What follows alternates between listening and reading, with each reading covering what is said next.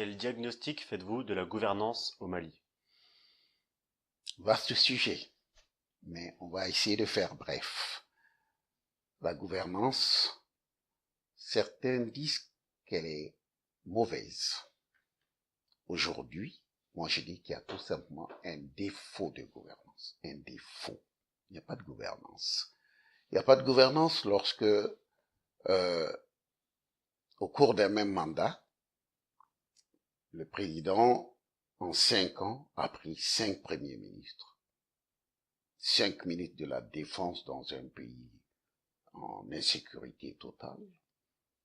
5 ministres de la justice dans un pays dont lui-même il a dit que la justice était un chantier vaste qu'il fallait aménager. Et des remaniements fréquents, assez fréquents, ne laissant parfois au ministre qu'une durée de vie de 9 mois, 10 mois, 8 mois. Peut-on appeler ça une gouvernance? Je crois que non, c'est pas une gouvernance. Il faudrait absolument qu'il y ait une stabilité gouvernementale qui permette de faire une lecture claire des politiques menées et d'avoir une idée des objectifs poursuivis. Maintenant, quelles sont vos propositions pour améliorer cette gouvernance? Mes propositions, c'est d'abord de revoir même l'architecture du gouvernement.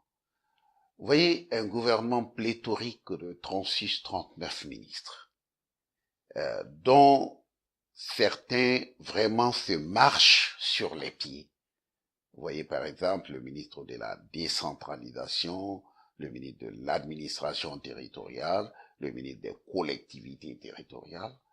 Je ne sais plus s'il faut appeler cela des ministères ou vraiment un partage du gâteau des ministères entre 3 titulaires. Ça, c'est pas gouverner, ça, c'est servir ses petits copains au gouvernement.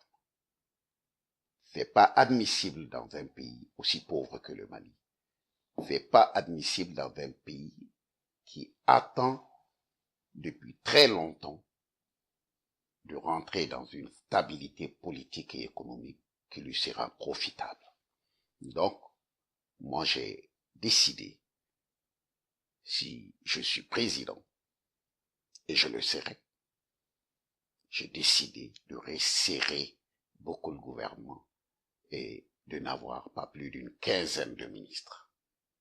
Ces ministres vont avoir autour d'eux des hauts fonctionnaires, des hauts commissaires, des secrétaires d'État, c'est-à-dire des gens pris sur la base de leurs compétences et de leur expertise avérée, et à qui on va fixer des objectifs précis selon les domaines de compétences qui leur seront attribués respectivement.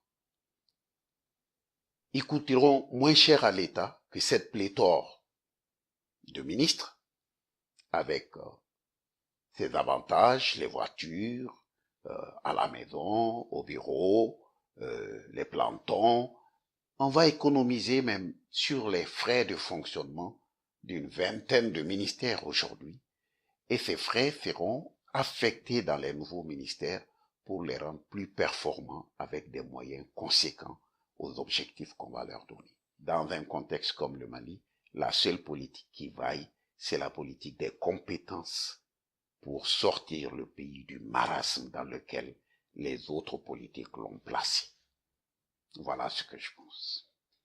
Quelle sera votre position, par exemple, vis-à-vis des ministres mis en examen? Il n'y aura pas d'impunité chez moi.